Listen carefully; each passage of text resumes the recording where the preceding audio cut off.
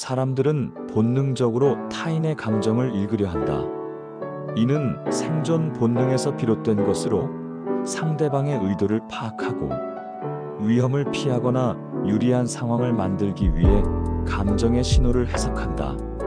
하지만 자신의 감정을 너무 쉽게 드러내는 사람은 상대방에게 읽히기 쉽고 때로는 의도치 않게 약점까지 노출한다. 반대로 자신의 감정을 절제하고 속마음을 드러내지 않는 사람은 주변 사람들에게 읽을 수 없는 사람이라는 인상을 남긴다. 이 인상은 경계심을 불러일으키기도 하지만 동시에 신비로움과 권위를 만든다. 상대는 당신의 진심을 알 수 없기에 함부로 다가오지 못하며 혹여 가까워진다 해도 쉽게 경계를 허물 수 없다. 마치 고대의 신전처럼 감춰진 공간은 그 자체로 신성함을 띈다. 모든 것이 드러난 공간은 누구나 쉽게 들어올 수 있지만 감춰진 공간은 더욱 큰 가치를 부여받는다. 사람의 마음도 이와 같다. 당신이 일상 속에서 화, 슬픔, 기쁨, 흥분, 실망 등의 감정을 즉각적으로 드러내지 않고 절제한다면 상대방은 왜 저렇게 반응하지 않을까? 라는 의문을 품는다. 이 의문은 곧 호기심과 관심으로 변하고 나아가 당신에 대한 집중과 몰입으로 이어진다. 예를 들어 직장에서 상사가 꾸짖을 때 대부분의 직원은 위축되거나 억울해한다. 하지만 아무 표정 없이 상사의 말을 묵묵히 듣는 직원이 있다면 상사는 오히려 더 긴장할 수 있다.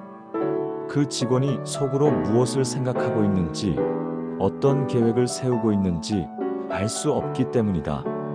이렇게 감정을 감추고 예측할 수 없는 태도는 상대방의 심리적 주도권을 빼앗아 오는 강력한 전략이다. 또한 자신의 감정을 제어하는 사람은 위기 상황에서도 냉정함을 유지할 수 있다. 위기일수록 사람들은 당황하고 감정적으로 반응한다. 이때 냉철함을 유지하는 사람은 자연스럽게 리더십을 발휘하며 신뢰를 얻게 된다. 전쟁터에서 지도자는 자신의 두려움을 부하들에게 드러내지 않는다. 왜냐하면 지도자의 두려움은 곧 부하들의 두려움으로 이어지기 때문이다. 마찬가지로 일상에서도 자신의 불안, 분노, 실망을 쉽게 드러내는 사람은 주변 사람들에게 불안감을 준다. 반대로 감정을 절제하는 사람은 안정감의 상징이 되어 자연스럽게 영향력을 발휘하게 된다. 감정을 숨기는 것이 단순히 무표정하거나 무관심하다는 뜻은 아니다. 오히려 의도적으로 표현의 강약을 조절함으로써 상대방의 반응을 유도하고 원하는 상황으로 이끄는 것이다. 정치인들이 연설 중 미소, 찡그림, 정색을 적절히 활용하는 것처럼 감정 표현은 철저히 전략적이어야 한다. 모든 감정을 숨기기보다는 보여주고 싶은 감정만 보여주는 기술을 익히는 것이 중요하다. 필요할 땐 기쁨을, 필요할 땐 분노를, 필요할 땐 슬픔을 연출하되 진짜 감정은 철저히 감춰야 한다. 이러한 태도는 신비로운 인물, 예측 불가능한 인물로서의 이미지를 만든다. 인간은 본능적으로 이해할 수 없는 것, 설명할 수 없는 것에 더 큰 가치를 부여한다. 연예인이나 유명 인사들이 사생활을 공개하지 않을수록 대중은 더 많은 상상과 관심을 쏟는 것처럼 당신의 감정과 속내를 감추는 태도는 상대방의 상상력을 자극한다. 이때 상상은 대부분 당신을 과대평가하는 방향으로 흐른다. 사람들은 설명되지 않는 현상에 더 큰 의미를 부여하고 이해할 수 없는 인물에게 더 많은 힘과 권력을 기대한다. 마지막으로 감정을 드러내지 않는 태도는 자신의 감정에 휘둘리지 않는다는 증거다. 감정을 다스린다는 것은 곧 자신의 삶을 다스린다는 뜻이다. 순간의 분노에 휩쓸려 실수를 범하거나 순간의 기쁨에 도취해 경솔해지는 일은 감정을 관리하지 못한 사람들에게 흔히 일어나는 일이다. 감정을 감추는 사람은 충동을 억제하고 감정을 표현할 타이밍을 스스로 선택할 줄 아는 사람이다. 이는 곧 스스로의 주인이 되는 삶으로 이어진다. 타인의 기대, 타인의 평가, 타인의 시선에 감정을 좌지우지당하지 않고 자신의 기준과 원칙에 따라 감정을 다루는 사람이야말로 진정한 주체적 인간이라 할 수 있다. 이처럼 감정을 드러내지 않고 절제하는 태도는 단순히 사람들에게 신비로운 인상을 주는 차원을 넘어 자신의 삶을 주도하고 관계에서 주도권을 쥐며 위기에서도 흔들리지 않는 강인함을 만드는 핵심적인 기술이다. 결국 감정을 감춘다는 것은 감정 없는 인간이 되는 것이 아니라 감정을 지배하는 인간이 되는 것이다. 말이 많은 사람은 자신도 모르게 자신의 정보를 흘린다. 대화 중에 실수, 불필요한 해명, 과한 농담, 즉흥적인 발언은 모두 자신의 의도와 상관없이 타인에게 읽힐 단서를 제공한다. 반면 말수가 적은 사람은 그 자체로 무엇을 생각하는지 알 수 없는 사람이 된다. 이런 사람은 주변 사람들에게 자연스럽게 신중하고 깊이 있는 사람, 혹은 쉽게 판단할 수 없는 사람으로 인식된다. 이 이미지는 종종 두려움과 존경을 동시에 불러일으킨다. 왜 그럴까? 인간은 타인의 의도를 파악하고 싶어하는 욕망이 있다. 상대방이 무엇을 생각하고 있는지, 어떤 입장인지, 어떤 계획을 세우고 있는지 알 수 없으면 불안해진다. 이 불안을 해소하기 위해 사람들은 상대방의 표정, 말투, 단어 선택, 제스처를 관찰하고 해석한다. 하지만 말수가 적은 사람은 그런 단서를 주지 않는다. 정보의 부족은 곧 상상력의 확장으로 이어진다. 상대방은 그 사람의 말없는 침묵 속에 과장된 의미와 무게를 부여한다. 예를 들어 회의 자리에서 모든 사람이 자신의 의견을 장황하게 설명할 때 한 사람만 짧고 간결하게 핵심만 말하고 다시 침묵을 유지한다면 그 사람의 말은 더 무게감 있게 들린다. 저 사람은 괜히 말하지 않는다. 꼭 필요할 때만 말한다. 라는 인식이 생기기 때문이다. 이때 그 사람의 의견은 다수의 말보다 더 결정적이고 영향력 있는 발언으로 받아들여진다. 이 원리는 역사적으로도 증명된다. 전략가, 군주, 협상가 등 권력을 쥐었던 인물들은 대부분 말수를 줄이고 침묵의 힘을 활용했다. 침묵은 때로는 가장 강력한 설득 방식이다. 또한 말수가 적은 사람은 말의 실수를 최소화할 수 있다. 실수는 대부분 불필요한 말, 즉흥적인 말, 감정적인 말에서 비롯된다. 분노했을 때 나오는 말 한마디, 긴장할 때 나오는 농담, 허세로 내뱉은 말들은 시간이 지나면 약점으로 돌아온다. 반면 말을 아끼는 사람은 실수가 적다. 법정에서 변호사가 피고인에게 묻는다. 당신은 그때 왜 그 말을 했습니까? 피고인이 장황하게 설명하다가 모순을 드러내는 순간 그 말은 법적 불리함의 증거가 된다. 그러나 처음부터 말을 아끼고 필요한 말만 한 사람은 공격받을 여지가 줄어든다. 말수를 줄인다는 것은 단순히 말을 하지 않는 것이 아니다. 불필요한 말을 걸러내고 꼭 필요한 말만 남기는 정제 과정이다. 이는 자기 검열의 기술이며 동시에 정보 관리의 기술이다. 현대 사회는 과잉 정보의 시대다. SNS, 메신저, 전화, 회의 등 끊임없이 말을 주고받는 환경 속에서 정보를 덜 노출하는 사람은 곧 자신을 보호하는 사람이다. 그리고 자신을 보호할 수 있는 사람만이 주도권을 쥘 수 있다. 더 나아가 말수를 줄이는 태도는 청자의 입장에서 더 설득력 있게 다가간다. 대화에서 말을 아끼는 사람은 더 많이 듣는 사람이 된다. 사람들은 자신을 이해해주는 사람, 자신의 이야기를 들어주는 사람에게 호감을 느낀다. 따라서 조용히 듣는 태도는 대화를 지배하는 방식이자 심리적 우위를 확보하는 방식이다. 상대방은 자신의 말을 더 많이 하고 더 많이 노출하고 더 많은 단서를 내어주며 결국 자신의 내부까지 보여주게 된다. 말이 적은 사람은 이 정보를 조용히 축적하며 분석한다. 이 정보는 훗날 결정적 순간의 전략적 무기가 된다. 예를 들어 직장 상사는 항상 부하 직원들의 말을 많이 듣는다. 직원들은 상사 앞에서 자신의 아이디어, 불만, 생각을 장황하게 늘어놓는다. 상사는 대부분 고개를 끄덕이며 듣고만 있다. 직원들은 상사가 자신의 이야기를 충분히 이해했다고 믿는다. 그러나 상사는 듣기만 하면서 정보를 모으고 있다. 그리고 결정적 순간에 자신의 판단으로 방향을 제시한다. 조용히 듣는 사람은 정보를 가진 사람이며 정보를 가진 사람은 권력을 가진 사람이다.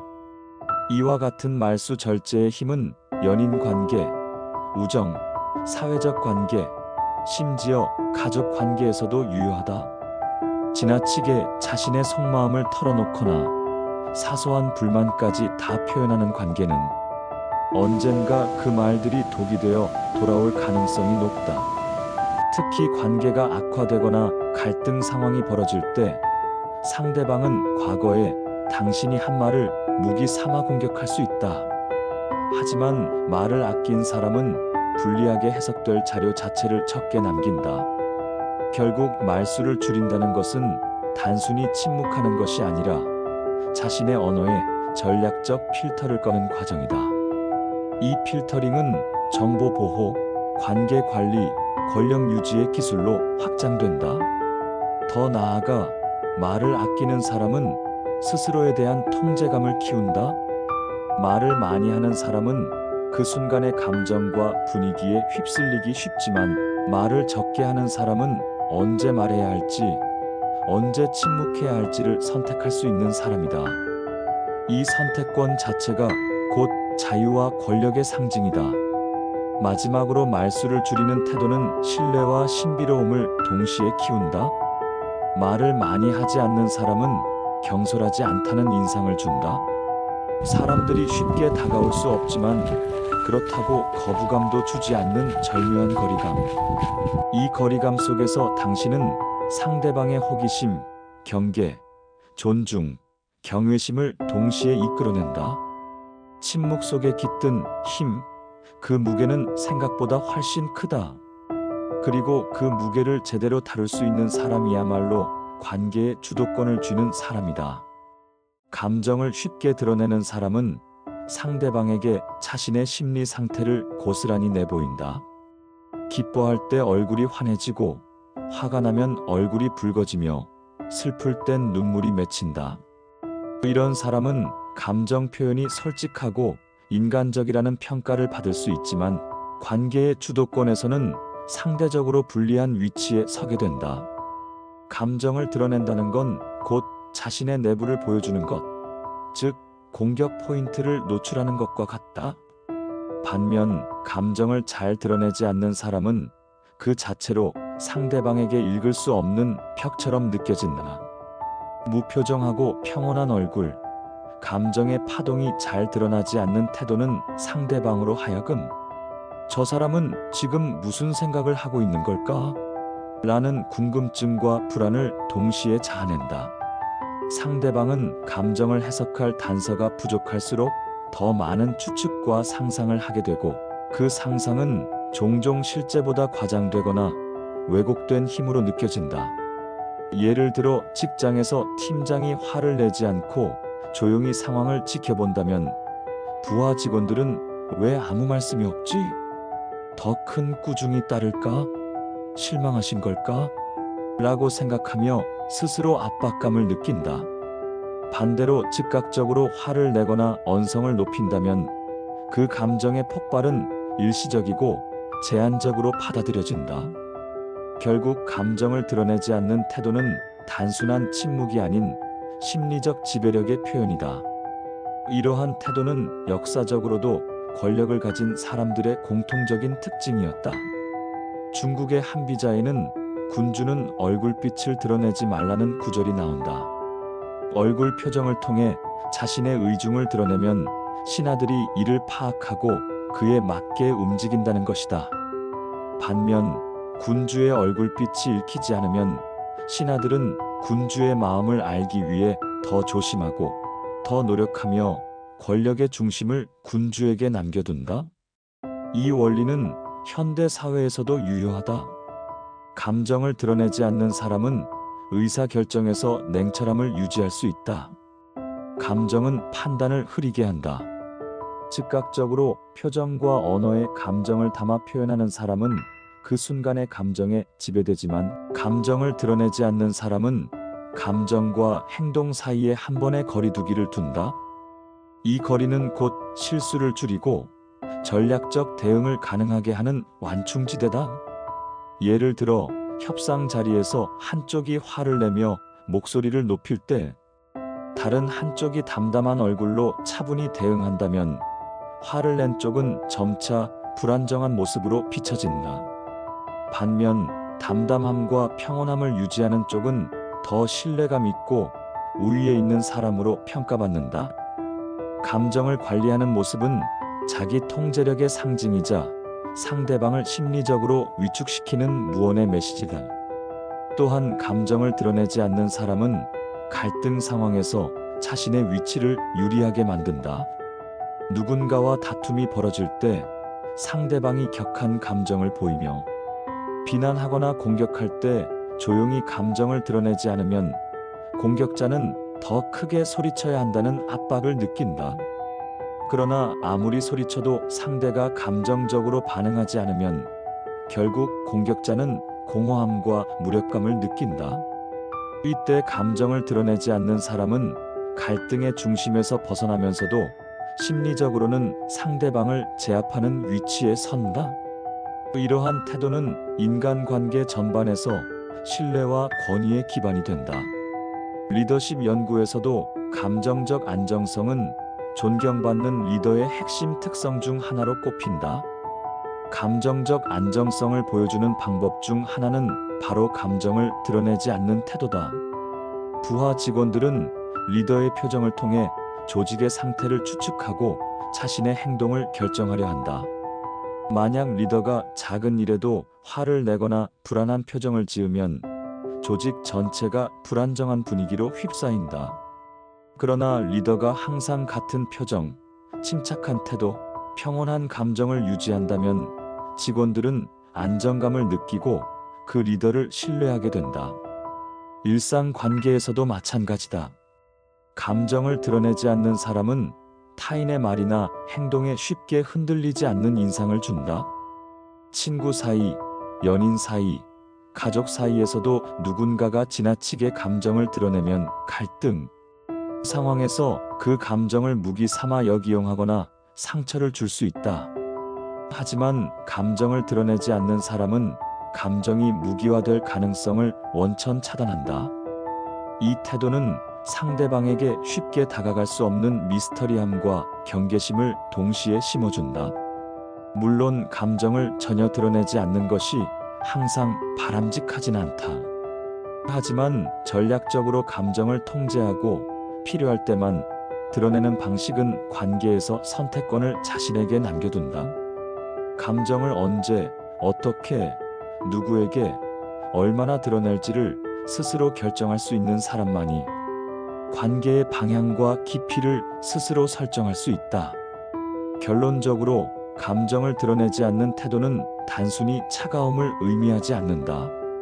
이는 자기 감정의 주도권을 자신이 쥐고 있다는 표시이며 타인으로부터 심리적 거리를 확보하는 기술이다. 이 거리감 속에서 사람들은 당신을 더 경계하고 더 존중하며 더 신뢰하게 된다. 감정을 드러내지 않는 침묵은 때로 가장 큰 존재감이자 보이지 않는 권력의 실현이다. 누군가를 좋아하고 마음이 끌리고 함께하고 싶다는 욕구는 인간의 본능이다. 그래서 많은 사람들은 상대방에게 가까이 다가가려 하고 더 많은 시간을 보내려 하며 자신의 존재감을 각인시키려 애쓴다. 하지만 아이러니하게도 관계의 주도권은 다가가는 사람이 아니라 거리를 두는 사람에게 쏠린다. 심리학에서는 이를 심리적 희소성 혹은 부재의 효과라고 부른다. 가까이에 늘 있는 사람보다 적당히 거리를 두며 신비감을 유지하는 사람이 더 매력적이고 가치 있게 느껴진다는 이론이다. 이 원리는 연애에서 특히 극명하게 드러난다. 한쪽이 상대방을 향해 전력을 다해 다가가면 갈수록 상대방은 오히려 그 마음을 당연하게 여기거나 부담스러워한다. 반면 자신만의 삶과 시간을 유지하며 상대방에게 지나친 의존성을 보이지 않는 사람은 더 자기 완결적인 존재로 비춰지고 그 자체로 매력적이고 궁금한 사람이 된다. 즉, 거리를 둔다는 건 상대방의 마음속에서 스스로를 더 크게 만들 수 있는 전략이다. 예를 들어 직장 내에서 동료가 항상 친절하고 부탁을 잘 들어주는 사람이 있다면 처음엔 호감이 가겠지만 시간이 지날수록 그 존재를 당연시하거나 이용하려는 심리가 생기기 쉽다. 반면 항상 친절하지 않지만 필요할 때 확실하게 도움을 주는 사람은 그 존재감이 더 크게 다가온다. 이것이 바로 거리를 유지하는 사람의 존재감 관리 방식이다. 늘 가까이에 있지 않기 때문에 그 사람의 도움, 시간, 관심이 더 귀하게 느껴지는 것이다. 또한 거리를 두는 사람은 자신의 감정과 삶의 중심이 상대방에게 휘둘리지 않는다. 가까이 다가가면 다가갈수록 상대방의 말과 행동, 태도에 감정이 반응하게 되고 결국 자신의 심리적 중심이 흔들린다. 반면 일정한 거리를 유지하면 상대방의 변덕, 말, 기분에 일희일비하지 않는다. 이로써 자기 감정에 대한 통제권을 잃지 않게 되고 상대방이 아니라 자신이 관계의 리듬을 조율하는 위치에 선다. 이런 태도는 인간관계뿐 아니라 업무, 비즈니스, 협상에서도 막강한 힘을 발휘한다. 지나치게 적극적으로 다가가는 모습은 상대방에게 절실함, 필요함, 의존성을 노출시키고 이는 협상에서 약자의 포지션으로 작용할 가능성이 높다. 반면 상대방 없이도 충분히 잘할 수 있다는 메시지와 태도를 보여주는 사람은 협상 테이블에서 더 유리한 조건을 이끌어낼 수 있다. 당신이 아니라도 괜찮다는 태도는 상대방으로 하여금 오히려 그 사람을 붙잡고 싶게 만드는 역설적 매력을 발산한다. 예를 들어 어떤 고객이 특정 프리랜서에게 프로젝트를 의뢰하려고 할 때 그 프리랜서가 저는 언제든 가능합니다. 조건 맞춰드리겠습니다. 라고 한다면 고객은 자연스럽게 가격을 깎거나 더 많은 요구를 시도한다. 하지만 그 프리랜서가 이번 달은 이미 일정이 꽉 찼습니다. 다음 달에나 가능합니다. 혹은 조건이 맞아야 진행할 수 있습니다. 라고 응답하면 고객은 그 사람의 시간과 역량을 더 귀하게 느끼게 되고 협상 조건에서도 상대방의 입장을 더 고려하게 된다. 거리를 두는 태도는 자신의 가치를 스스로 높이는 방식이다.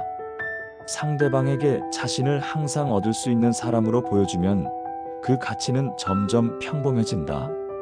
하지만 자신만의 시간, 생각, 우선순위를 지키며 적절히 거리를 유지하는 사람은 언제나 만날 수 있는 사람이 아니라 특별한 기회에만 다가올 수 있는 사람으로 인식된다. 이 차이가 결국 관계의 주도권, 영향력, 매력의 차이로 이어진다. 심리학자 로버트 치알디니의 희소성의 법칙은 이런 메커니즘을 잘 설명한다. 사람들은 얻기 어려운 것일수록 더 큰 가치를 부여하고 더 갈망하며 더 집중한다. 거리를 두는 사람은 스스로를 희소한 자원으로 설정하고 상대방의 심리에 스캐시티 결핍감을 불러일으킨다. 이로 인해 사람들은 그 거리를 좁히기 위해 더 많은 노력과 관심을 쏟게 된다. 하지만 여기서 중요한 점은 거리를 둔다고 해서 완전히 멀어지거나 단절된다는 의미가 아니라는 것이다. 거리를 둔다는 건 물리적 거리, 대화 빈도의 차이가 아니라 심리적, 감정적 경계를 유지하는 것을 뜻한다. 상대방과 친밀하고 가까운 관계를 맺더라도 자신의 자존감, 일정, 가치관을 쉽게 양보하지 않는 태도, 자신만의 공간과 시간을 지키는 자세가 바로 심리적 거리 유지다. 예를 들어 연인 사이에서도 모든 시간을 상대방에게 쏟아붓는 관계보다 각자 취미생활, 친구관계, 개인 활동을 유지하는 관계가 더 오래 지속된다. 상대방이 없는 시간에도 자신을 충실히 채우는 사람이 되어야 상대방의 마음속에 비집고 들어갈 수 있는 자리가 더 단단히 마련된다. 늘 상대방 곁에 매달려 있으면 오히려 상대방은 그 무게에 질려버린다. 거리를 유지하는 것은 상대방의 자유와 나 자신의 독립성을 동시에 존중하는 관계의 기술이다. 결론적으로 거리를 두는 태도는 냉정함이나 이기심이 아니라 자신과 상대방 모두를 위해 건강한 관계의 균형을 유지하는 전략이다. 가까움과 멀어짐의 리듬을 조율할 수 있는 사람만이 상대방의 마음속에 오래 깊게 남을 수 있다. 거리를 유지할 줄 아는 사람은 결국 상대방이 먼저 다가오게 만드는 힘을 가진 사람이다. 그리고 이 힘은 어떤 관계에서도 자신의 가치를 스스로 보호하고 높이는 가장 현명한 방식이 된다.